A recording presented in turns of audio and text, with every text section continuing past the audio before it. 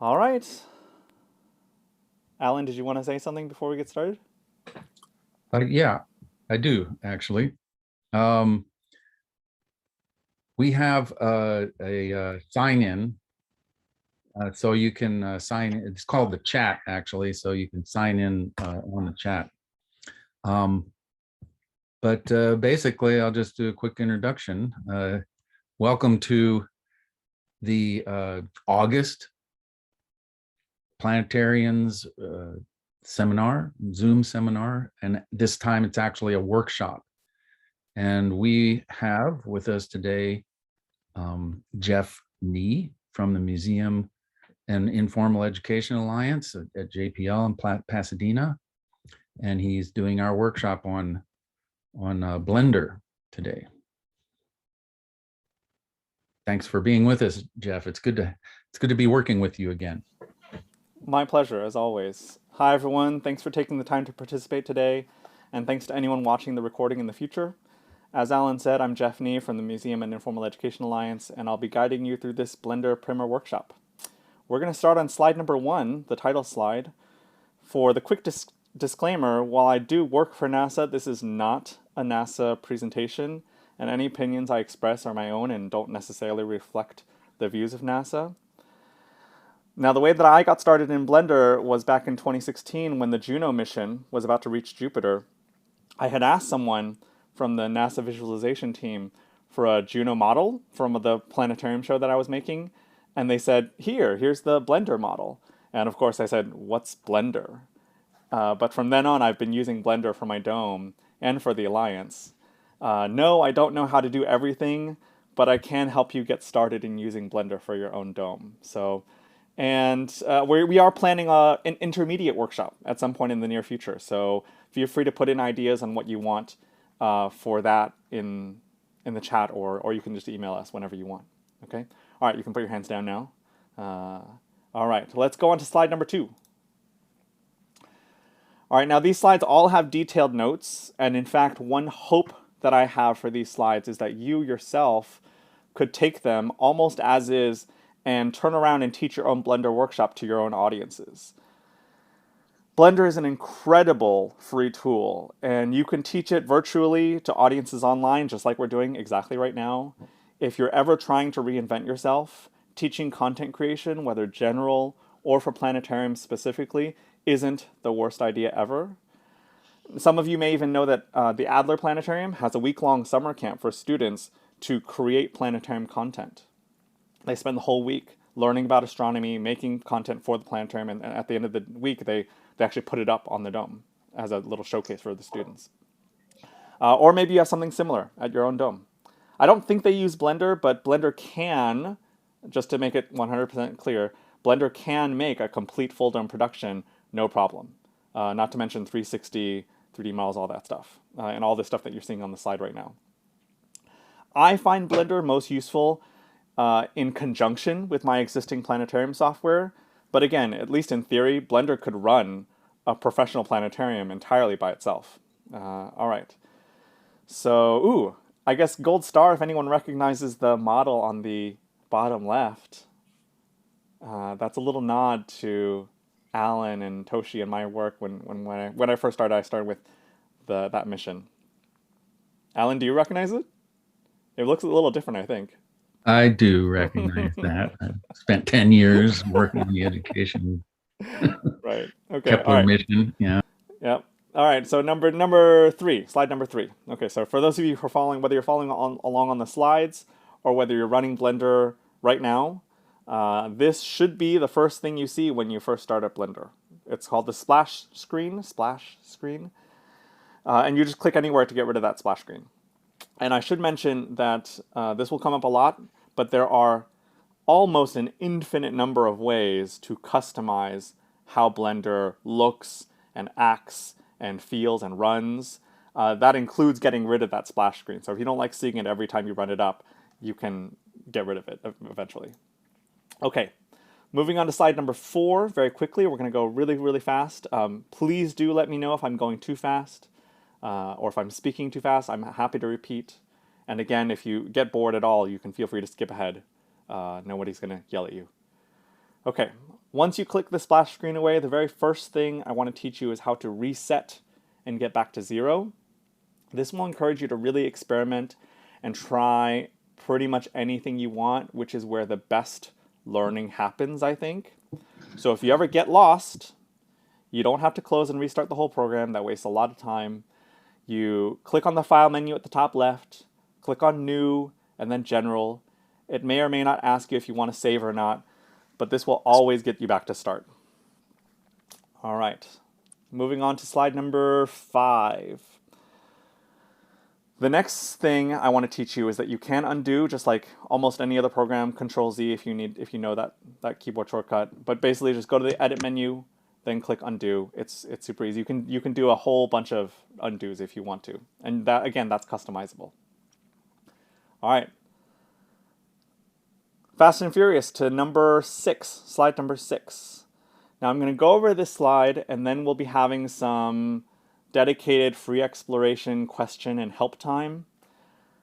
Firstly, almost every single action in Blender has a keyboard shortcut.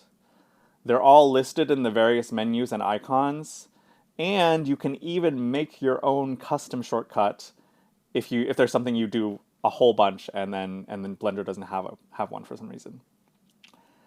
Having said that, I personally find shortcuts very distracting when I'm learning Blender. And I still count myself as learning Blender, even after 5 years. So I'm not going to focus on them in this presentation.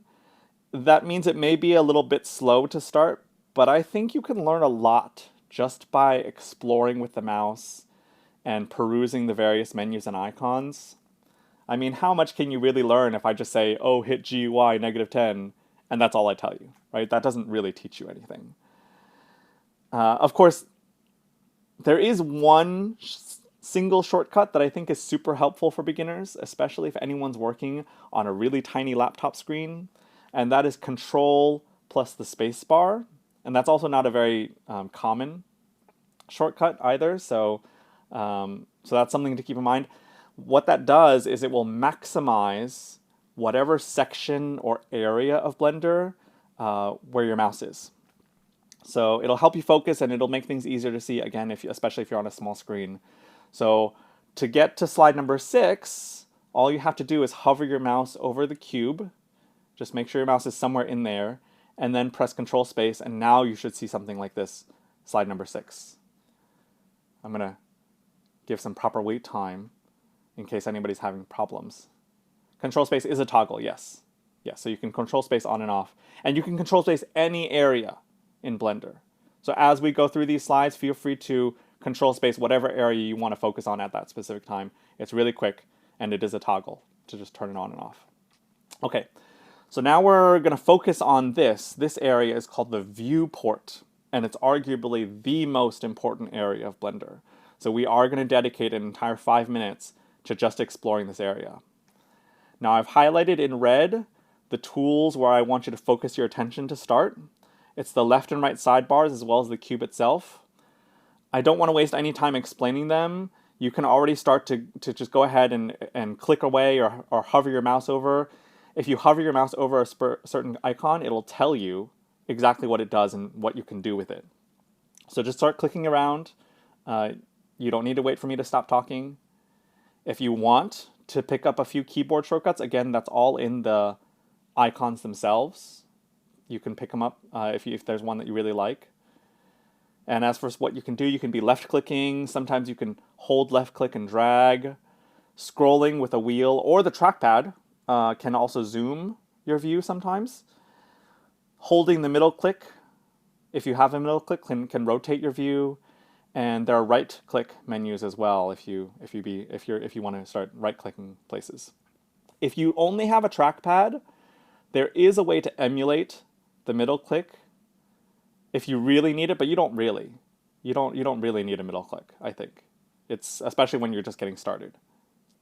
All right, so I'm actually going to time it now because I want to give people the proper time to really explore, because again, this is just about the most important area and there's so much to do. And if you get bored with the red areas, I did highlight some orange areas for more advanced exploration.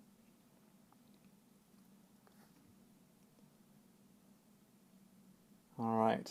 And no, I don't know everything that every single menu item does.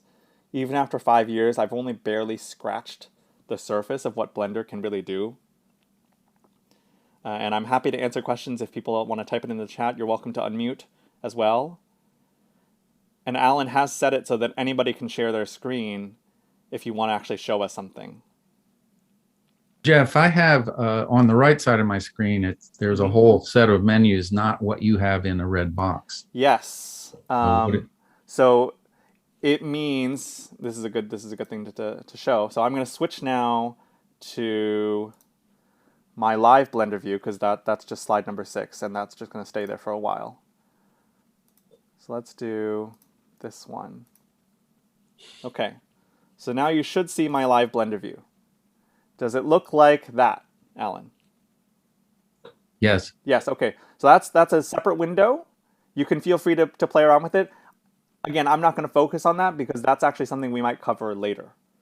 So what you do is you can actually make it smaller and smaller and smaller until it's all gone.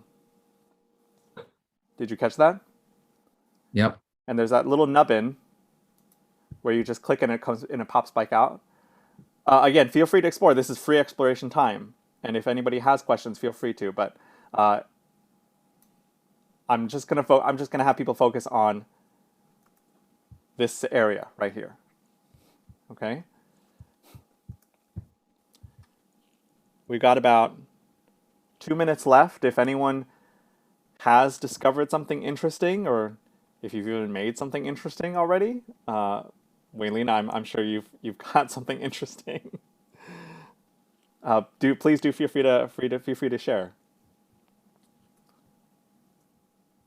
All right. I'm actually not making them right now, but I'm exploring.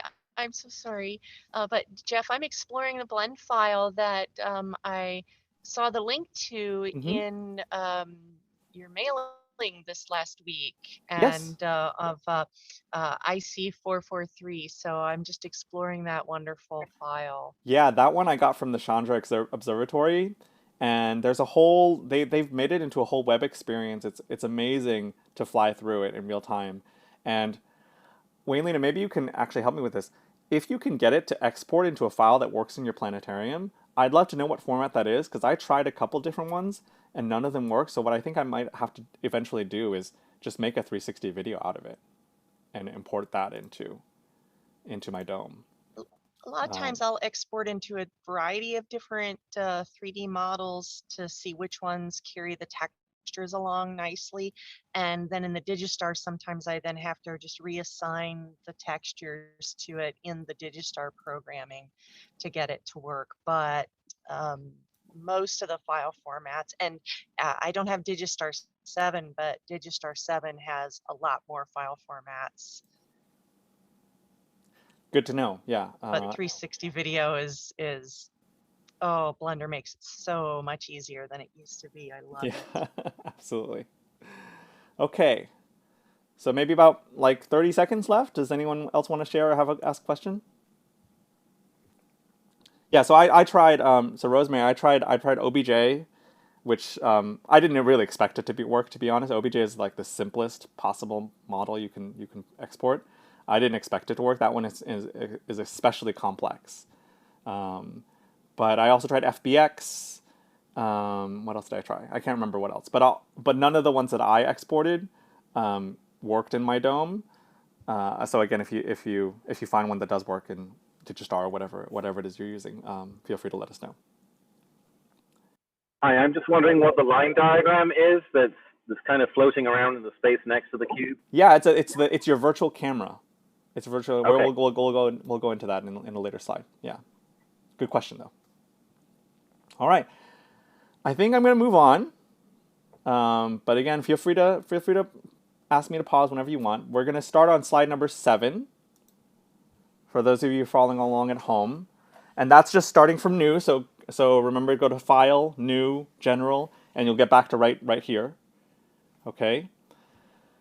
This next section is going to be kind of a solid chunk of lecturing, but I hope you'll follow along on your own computer to make it less boring for yourself.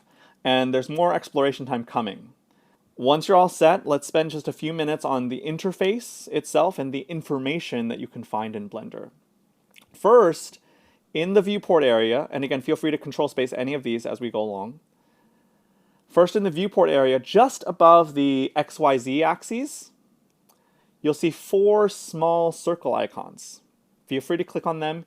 Each one shows a different quote-unquote shading of your viewport. You can click on each icon to see wireframe, solid, material, and rendered shading. If you don't know what that means, don't worry about it. The point is that I want you to remember that that's where they are. Okay, we're going to use them later. And they are very important. In fact, right now, if you click on them, they probably don't do much because we haven't actually done anything yet. But as we add more content, they're going to start showing different information to help you create something truly amazing. All right, slide number 8.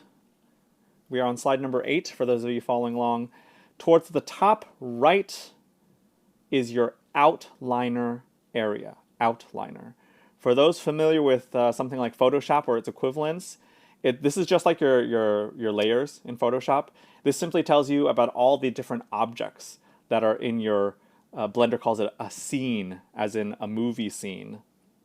You can organize objects into different collections, and you can even have parents. Parents are where one object follows another object wherever it goes. All right, any questions about that so far? Oh, you've had, okay, thanks, Walina. Okay. All right, we're on slide number 9 now. Below the outliner area is the properties area. This is where you can customize down to the, seriously, the minutest detail, almost everything about each individual object. You can see a whole column of tiny, tiny icon tabs that each control its own aspect of what you're creating. Here, we're showing you the Object tab. That's the little orange icon right there. And here you can specify specific numbers for location, rotation, scale, as well as a plethora of other properties. We'll go into some other tabs later, but honestly, each one of those tabs could really be its own hour-long workshop, seriously. The rabbit hole for Blender goes very, very deep. All right. Moving on to slide number 10. If you need me to slow down, just speak up. And again, if you want to skip ahead, nobody's gonna even know. Okay. On slide number 10, you can see that customization is really the name of the game in Blender. You can customize the interface to exactly how you want it at any time. You can resize areas exactly how you resize windows on your computer. You can right-click on the borders to split or join areas. And at the top left corner of every single area, you'll see this tiny, tiny icon. If you click it, you can change that area to any area that you want, any other type of area. And that I'm showing you the full list of possibilities right there. So you can start with 3D viewport, image editor. You guys can see it. All right. And most of them shouldn't make any sense to you at this point, maybe. Blender is more customizable than you could ever want, but it's really great, especially with these recent versions of Blender. You as a beginner don't have to worry about any of that, because on to slide number 11. Because of Workspaces. We're really going to start getting our hands into it now, and we're going to start adding our own content into Blender. Now, along the top middle of your window, you'll see a whole bunch of labeled tabs. Each one of these tabs is called a workspace. Each workspace is a template interface for doing a specific task in Blender. So while Blender is infinitely customizable, you as a beginner don't need to worry about any of that to start. Once you really get into your own workflow, you're of course going to want to customize things exactly how you want, and you can. But for now, Blender can set up everything for you with just one click. All right, it didn't used to be that way, right? Okay, so do note before we move on that the layout workspace is the one we've been using this whole time, and that's the default one. That's one everyone starts with. Now, we're only going to have time to talk about 4 other workspaces today, starting with slide number 12, shading. Yay! Okay. After the layout workspace, we're going to talk about the shading workspace. So go ahead and click on that tab. It should look something like this, hopefully. Now this workspace is specifically designed to let us change how our objects look in our final creations. You can change things like color, texture, reflectivity, transparency, and a whole bunch. That's not even showing you all the different aspects that you can change. But we're going to start putting something onto our cube now. So moving on to slide number 13. Slide number 13. I have found on the left-hand side the file browser. Okay, so the file browser is right there. And we're going to just put an image onto our cube. I'm going to try not to read the slides here, but step number 1 is make sure your cube is selected. And if you haven't done anything, then it should already be selected. All right, now on the left-hand side is the file browser. You just find any image. I hope you have an image somewhere on your computer, maybe. And you just grab one and you drag it into that bottom middle area. It's called the, quote, shader editor, unquote. And then once you do that, a little square will pop up. We call it a node, N-O-D-E, node. And this is a little bit counterintuitive, but there's a tiny, tiny little dot along the right border of your new node. It's labeled color, and you just click and drag it to the other little teeny dot labeled base color. And there was a link that, if you look in the slide notes, there is a link, but literally, Dave, any image is fine. I'm just using one I grabbed off NASA. Okay. All right.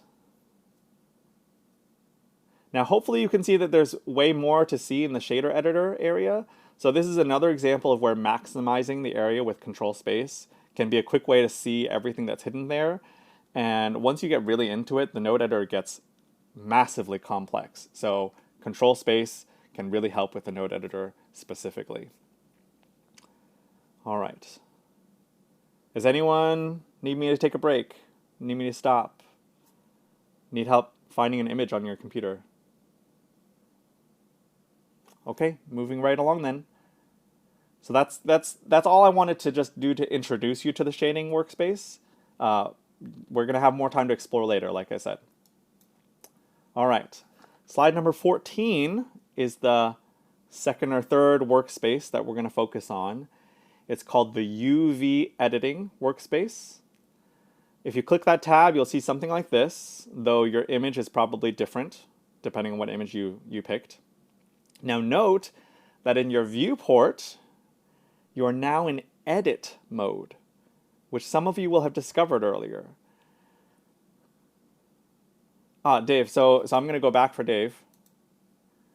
So on the left-hand side, Dave, there's a file browser, and it's just a regular file browser, and you just search for any image at all on your computer.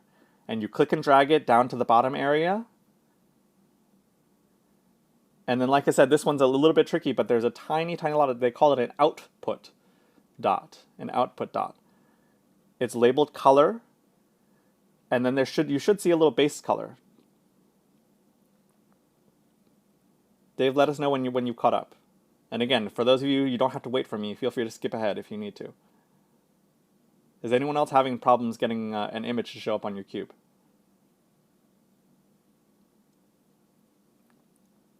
Yes, I'm having an image. Where do we go to get the image? In other words, what was the file import? So no, it's if you just go on your shading editor, can you see something like this? Maybe I should go back. Do you see something like this? Slide number 12. Yes, something like this. Yeah, just a moment. Yes. Okay, great. So on the left side, it is literally just a file browser. It's looking at your computer, and so you can browse around just like just like Windows. Do you have Windows or Mac? Mac. Mac. Okay, so I don't know how Mac file browsing works. Maybe Alan or somebody can speak up who uses a Mac. But It's a file browser, and you can go through your folders and just look for any image. It doesn't matter. Yeah, Dave, if you have a super, super large image, that might affect things. Dave, are you still having trouble? And then I'm going to go back to slide number 13. Yeah, can you hear me? Yeah, go ahead, Dave. So I can drag the file down, and I see a little pop-up that pops up with my file name, and I've got a color option and an alpha option. Yes. Linear, flat, and all of that. How do I then apply that to the cube? Yeah, so put your mouse over the tiny little color dot. Do you see the little color dot? I wonder if I can put my mouse on it. Just you click and drag and connect it to the little base color. Yeah, it's you literally click and drag and connect those dots. Oh. Good? Okay. And yeah, I picked a big version of the Mars Mola. So it's all right.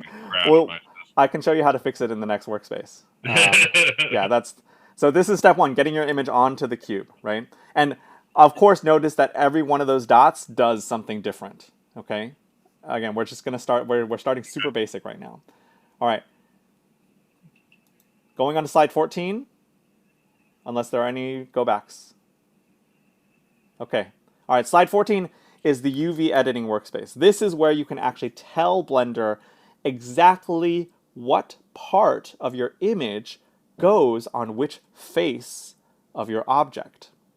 Now again, your image is going to look different, but hopefully you can see that they've kind of unwrapped the cube. They've unwrapped the cube and placed it over your image. That's the concept anyway. Now I did want to mention the edit mode really quickly before we move on. The edit mode, you can actually start moving individual vertices, individual edges, and individual faces of your object. Before you were moving the whole cube in object mode, but now you can customize, you can warp even any object that you want. And again, you can do it exactly how you want.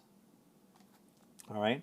Now there is one thing you should probably change here, and I don't know why Blender does this by default, but your cube is probably blank now. To fix that, do you remember Ctrl+Space? Hover your mouse over the cube and maximize the viewport again. That will get you to slide 15. That will get you to slide 15. And then, do you remember the viewport shading above the XYZ axes? To get your image back on the cube, you just need to click circle number 3. It's right up here. All right. And that should get you back your image. Again, I don't know why Blender doesn't do that by default, but and you just click Ctrl+Space again to get back to slide number 16. All right, so now we're on slide number 16, and now we can really see that the cube is mapped onto that texture image, or that image texture. And you can even maximize the left-hand side if you want to really see what's going on. Now here you can adjust the quote UV map to get whatever effect you want. You can make each face of your cube show the whole image or just part of the image, and you can imagine that it gets really tedious as you work with more complex models, because sometimes you literally have to adjust the mapping pixel by pixel, vertex by vertex. Now luckily, most models that you'll be working with already have some sort of UV mapping to start, and it's just up to you to tweak it. And there are, of course, plenty of tools and shortcuts to help you with that.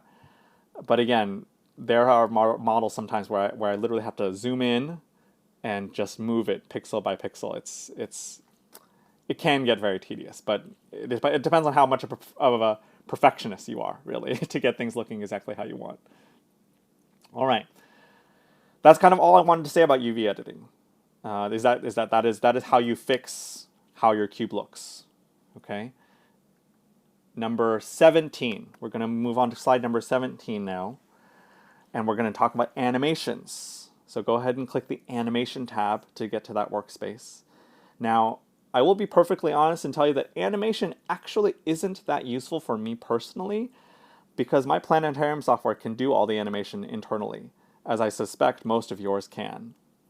However, animation is a powerful feature to at least show for general content creation, and it's pretty simple as well.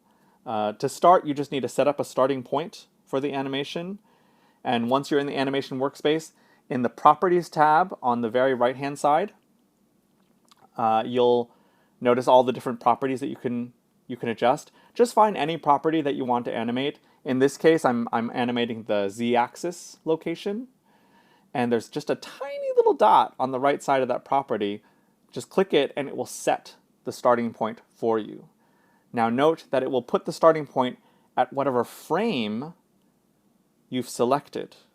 And along the bottom there, it's something called the dope sheet. It just tells you what's happening at which frame. And by default, you should be on frame number 1 if you haven't messed with anything. And so if I start my animation, if I click that little animation dot next to Z, it will set this as my starting point at frame number 1. Hopefully that makes sense. I'm trying to monitor the chat and stuff, but again, if you need me to slow down, let me know. Okay, moving on to slide number 18. Once you've set your starting point, you just need to set your end point, and that's it. The first thing to do is pick your ending frame. You can customize your frame rate, but the default is 24 frames per second. So for example, in this slide, I've picked frame number 240, which makes it a 10-second animation, right, at 24 frames per second. Second, you set your ending point in the Properties tab. So again, if I'm animating the Z-axis location, I'm going to set it to 5 meters up, just as an example. Now you can left-click and drag. You don't need the keyboard to enter. You can enter an exact number in the keyboard, but you can also left-click and actually drag your mouse to change the value that way. Now finally, click that dot again, that dot on the right, the animation dot on the right, and you should be all set. And then towards the very bottom, along the very, very bottom, there's a tiny play button. So you can actually preview your animation. And it should do whatever you told it to do. So in my case, it would just go from the origin and go up 5 meters. And it'll just keep looping that again over and over and over. All right, so that's animation. That's it. You set your starting point, you set your ending point, and that's pretty much it. There are ways to automate, but for example, you can actually turn on physics in Blender. So you can turn on gravity and all of that stuff to animate automatically for you, but that's way, way advanced. I didn't even learn that until literally like 2 months ago. So, all right. Okay. Moving on to slide 19. The last workspace that I want to show you is the video editing workspace. To get to it is already a little bit of an ordeal, but if you're looking at the workspace tabs all along the top, on the very right-hand side, there's a little teeny plus icon. It's right after the scripting tab by default. You just click on that and you can access all the different workspaces. So we're going to move on to slide 20 now. Once you click that little plus button, it'll ask you what kind of other workspaces you want to add. And we want the video editing. I know, it's redundant. I honestly don't know why they do that. But video editing, and then we're on to slide number 21. And this, oh wait, sorry. If you have a small laptop screen, and you can't see that little plus, you can either mouse over that workspace, those workspaces tab, and then scroll down, or you can simply right-click to delete any unwanted workspaces. If you delete enough workspaces, you'll eventually see that plus. Like I said, Blender is completely customizable. If you ever wanted to change these tabs permanently, you can. Okay, now we're on to slide 22, and this is finally the video editor. Whew, okay. Blender isn't the best free video editor out there, I completely admit, and I think most people don't even bother with it, as evident by how many steps it took to even get to this workspace, honestly. And I personally think it's mostly that Blender can be pretty slow at video and audio editing, but I'll also tell you why I still use Blender as a video editor. Number one, it can actually render dome masters as well as full 360 VR content at almost any resolution you want using any codec you want. And that is not something I can say about every free video editor. And thank you, Wayne, who uses the video editor too. Yay for video editing in Blender. Anyway, okay. Now, 2, despite its lack of speed, Blender is still an incredibly powerful editor, far beyond just trimming and cutting and pasting, and far beyond some of the other free options that I've tried. Finally, 3, I personally don't edit video all that often, and I don't feel like learning a whole new program just for video editing when Blender works perfectly fine for my purposes. And I think a lot of people will find that too. And so if you're already using Blender for other things, why not use it as your video editor, right? And if the lag really bothers you, there are tips and tricks to speed it up a little bit if you really care about that sort of thing. Okay, so let's actually dive into this slide. So this is kind of like with the shader editor. On the left-hand side, you'll have a file browser area. And again, just find any video that you have on your computer. This is just a video that I grabbed. And you drag it into your video sequencer. That's the bottom area right there. Something to note is that it will appear, it will start at the frame that you're currently selected. So for example, you can see right now my current frame is 134. And when I dragged it in, it just popped it right into there at that frame. All right. So, I feel like I want to pause right here. I feel like we've done a whole bunch. I've thrown a whole bunch at you all at once.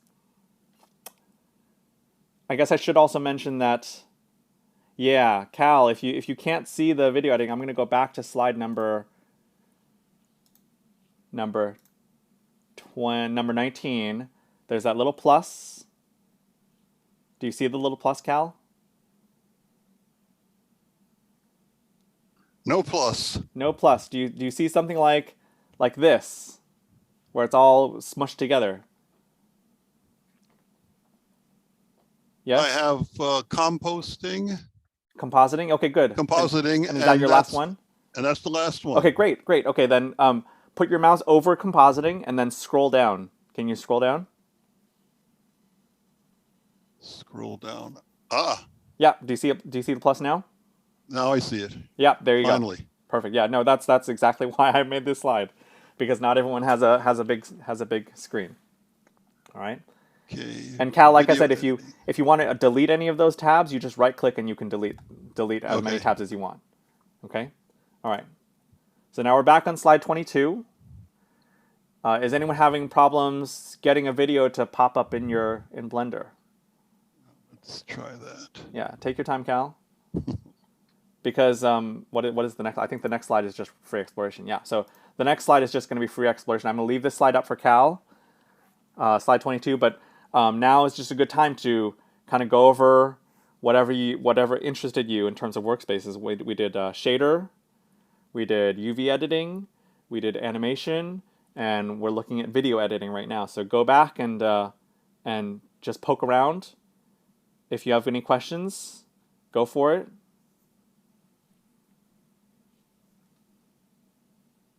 I'm gonna again set a timer just so I know I'm gonna give you about 5 minutes. Cal, are you done with this slide? I'm gonna change it to the next slide.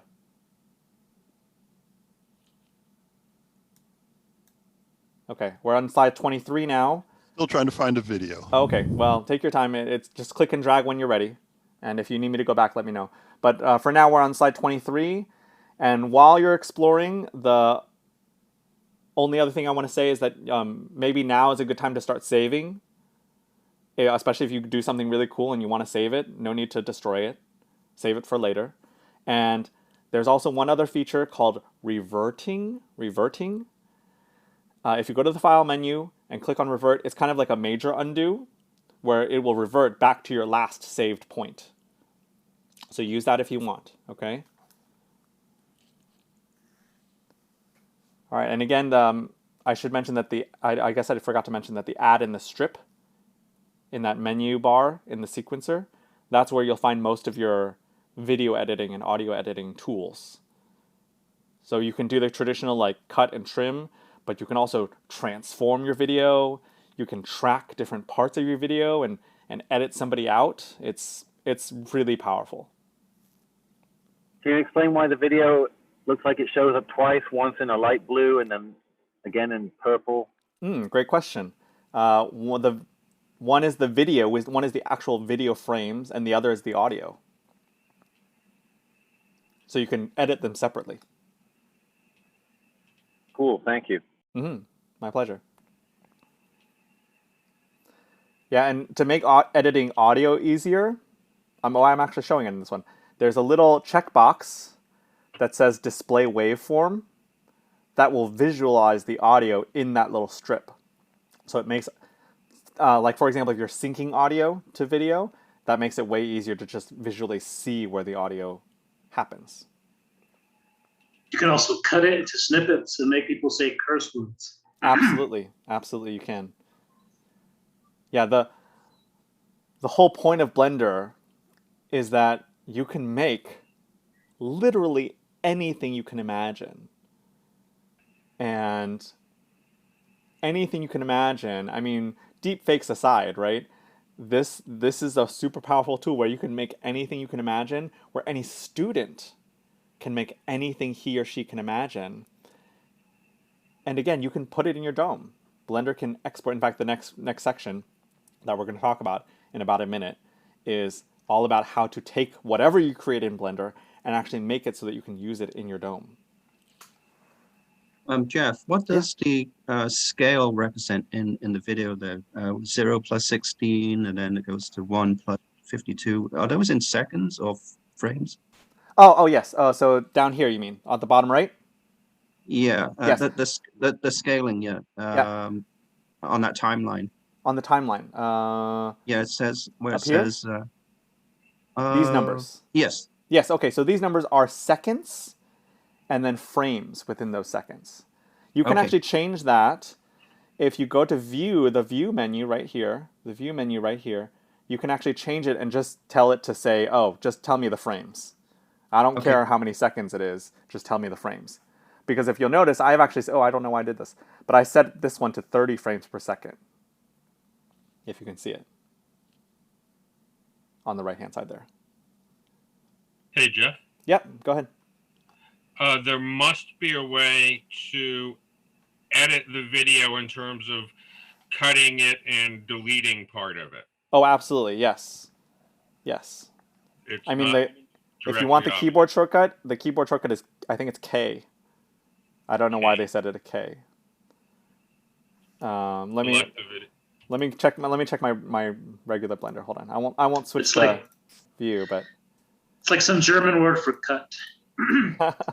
Like Cretaceous. Okay. It's if you go to the strip menu. Do you see the little strip menu? I'm going to go back to slide number 22. Do you see the little strip menu? It's right there. Oh yeah. Yeah. And it will cut wherever your little line wherever is. your cursor is. Yeah, but if you peruse that menu, again, that is the very least that Blender can do. Yeah, right. Yeah, of course. Okay. All right, it's been about 5 minutes. I'm gonna move on. There's just kind of one more section that I want to really cover, and then we can, and then I think we'll be done. But I'm on slide number 24. For those of you who are following along, okay, we're now moving on to production, putting your beautiful Blender creation out into the world, and there are two ways to do that. One is exporting a 3D model to actually bring into your dome, what Waylene and I were talking about before, to just bring it into your dome, and you do whatever you want with it in your dome. Now, I don't think any planetarium systems can use blend files, which is what Blender makes, though you may want to ask your vendor for that in the future. I mean, the more people who ask for it, the better, the more likely they'll do it, right? So it is relatively simple to export a Blender file into a format your dome can use. In the File menu, you'll see options to both import different formats, so you can modify them in Blender, and you can export into various formats for your dome system to use. Now, you don't have to worry about what's on my screen, just know where the menus are. In fact, whatever you have in your Blender right now, you can export it. Right? And you can see there's a whole list of different file formats, and hopefully you know which file format your dome likes the best. The most common denominator format is probably OBJ. It's called Wavefront OBJ. And we might get into those details a little bit later, that we are running a little bit low on time. But I should mention that you probably don't see that option yet if you just installed Blender, because you need slide number 25. So let's go to slide number 25 now. If you don't see your preferred file format as an exportable or importable, then it's possible someone's created what's called an add-on for it. In the Edit menu, you go all the way to the bottom and you click Preferences, then a window will pop up, and here's where you can edit Blender and change it into exactly how you want it to look, how you want it to run, and how you want it to act. The one we're interested in right now is called Add-ons. So you click Add-ons, then to find other file formats that Blender officially supports, there's a little teeny search bar there along the top, and you can type the word import or whatever file format you're searching for. Then you just find the checkbox and check it. It's really that simple. FBX, for example, I have it checked right here, is another common format for 3D models. Again, note that OBJ is called Wavefront OBJ, so you have to scroll down a little bit if you actually wanted that. Now, once you check the checkbox, that option should now show up in your file import and export menus. Again, we can touch on more details about that later. All right, we're going to move right along to rendering, because that's the second thing you can do. So exporting your models is one way to get content out of Blender, and rendering is the second way. The render menu is right next to the edit menu, and you can see that you can render a single image frame, an entire video or animation, as well as just audio. On the right-hand side, in the property area, this is going back to new. So Ctrl+N or File, New, General, if you want to get back to this. On the right-hand side, in the properties area, you'll see a tiny icon that kind of looks like the back of a big digital camera. That's the render properties. And Blender actually has different quote-unquote engines for rendering. For beginners, it doesn't really matter. The default is called Eevee, which is relatively simple and fast. But if you click on Eevee, you'll find the Cycles option. Cycles is important because that's how you render in Full Dome and 360. Although I have heard of some people using Eevee to do that, regardless, Cycles is probably the one you want to be using for most dome work. All right, let's talk about cameras, slide 27. To start, it's best to control cameras through the animation workspace. So click on the animation workspace if you remember where that is, because on the left, it shows you exactly what your camera is seeing. And you can control and animate the camera just like any other object. So that's the weird pyramid-looking thing that somebody was asking about earlier. And there is a camera's property tab where you can actually change it to a fisheye or 360 camera if you're in the Cycles. If you're not in Cycles render, then you won't have those options. So that's why I showed you the render options first, and now I'm showing you the cameras. Okay. I know I'm going really fast through this, but this is meant to be just a beginner's course. All right, moving on to slide 28, the last thing I want to talk about in production is lighting. Like animation before, this may or may not be that useful to domes, since I can control the lighting inside my Planetarium software, but it's still important to mention. To actually see the lighting effects in Blender, you have to set the viewport shading to rendered shading. If you remember that, I mean, it was so long ago. But right above the XYZ axes, it's those 4 circles, and you're looking for circle number 4. If you click on it, it will start showing you the lighting effects. And you can move and animate lights and change light type and other properties in that area as well. Okay. Slide 29 is just a review slide. So I want to kind of give you the rest of the time to do some free exploration, really ask the questions that you really want to ask. So take some time to explore, If you'd like to try something more structured, I set up an entire section of slides that is an optional activity that takes you step by step in creating a rotating planet. You should be able to follow along and do it on your own with everything we've covered so far. So go ahead and have some more fun and speak up if you have questions or run into any problems. We're going to skip all the way to slide 45 in about 5 to 10 minutes-ish just to close it out. But yeah, I'm going to give you some dedicated time to really play around and really digest everything we've gone over. I feel like I've thrown a lot at you. And it's already the end of the hour. So if you feel overwhelmed, I'm hoping that's a temporary feeling. And I hope that you feel comfortable asking questions or just playing around with stuff. So next, you're going to teach us how to simulate asteroid impacts, right? Yeah, you totally can do that in Blender. Absolutely. That's what I want to build up to.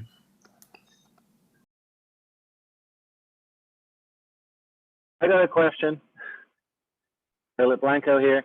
I'm clicking on the camera sort of wireframe thing. I seem to be able to change the focal length, but I'm trying to move it around so I can get different views with my cube. So how do I do that? We're on slide 27 for the cameras. So it means that you've selected 27. Here you go. It means you've selected this little camera icon. You want the Objects tab. To move it around, you want the Objects tab. This little orange square thing. Okay. And that way you'll see, do you see the location, rotation and stuff now? Let's see. I'm only on a single screen here, so I'm going to have to go. Yeah, that's fine. Remember Ctrl+Space? Ctrl+Space if you need to use it. All right, I see it. Okay, I've got it. Thank you. And I should mention that, again, all of these tools work in every single workspace. So in fact, if you go back to Layout, I don't even know what slide that is. But if you go back to, no, let's go back to all the way back to slide number 6, honestly. You can do all of these tools that you were doing with the cube and do it with the camera or the light or any other object. Does that kind of make sense? So if it's more intuitive for you to move the camera in the layout view, feel free to do that. And hopefully people discovered that if you want to see exactly what your camera is seeing, there's this little icon right here where if you click it, you can automatically see what your camera is seeing. So you can check in every now and then, especially if you're on a small laptop screen and you don't have the screen real estate to split your views, you can click that and just see, oh, this is what my camera's viewing right now. But you can also rotate and move and scale whatever you want in these. You know, I am on a laptop with a trackpad, and I just discovered that the way to move things around is with a 2-finger dragging. With the trackpad. Yeah. that was major discovery for me. That's why I give people free exploration time, because honestly I had completely forgotten about that because I'm always using a mouse with Blender. But yeah. Great. Okay. I'm going to skip all the way to slide 45. Okay, and we're just going to wrap it up really quickly. This is just a simple slide. Slide number 45 is just a simple slide with links to existing model and resource libraries. The most fun I've had and the most utility that I've gotten in Blender isn't by creating my own stuff from scratch. It's by messing with other people's stuff and putting it in my dome. For example, I hope you all are going to celebrate the James Webb Space Telescope launch in the fall. You can get that model from the main NASA 3D model library. The URL is in there and the link is in the slide notes too.